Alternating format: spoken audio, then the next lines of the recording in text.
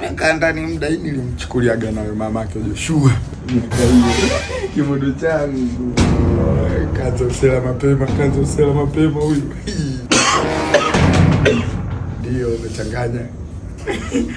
Njoo baba, mbona umesimama mbali? Shikamoo. Baba unanikia kibezi leo. Sogea hapa basi, sogea baba.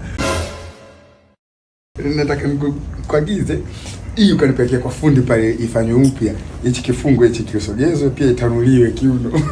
Sema mzee unajiendekeza sana. Haki ya Mungu. Nimeshakula vitu vyangu nimewaka. Nataka nikapoe ndani. Yesu wewe mmoja masiala njoo. Wai fundi atafunga. Ni mwai. Wai fundi atafunga. Yesu ngikuendekeza hata nifukuze na hapa kwangu. Niko ndani basi njoo. Nikikuendekeza wewe utanifukuza kwangu. Wewe msila sasa hivi mnavuta skanka mnachanganya na kalikunya. Sisi tumevuta ndumu. Miaka hiyo ndumu vute na mtoto nyewe unavuta mtoto anapita hapo kwa meje.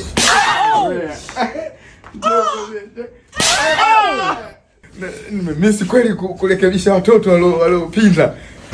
Ngoja pinda. Bangi yako yenyewe umechanganya na kali nyingi unakoa. Hiyo kwa fundi. Wapi? Pale juu. Unajua umechanganya na kali nyingi. Ndio maana nakupalia wai. Kwa nani sasa?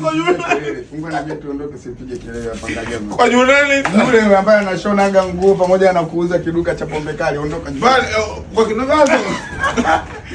Nishinde mimi ningekushinda na kukodishia wauni wakupige. Ndio kuvunja na mguu kishinda.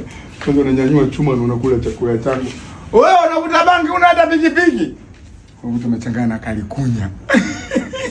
Inampalia. Goodbye.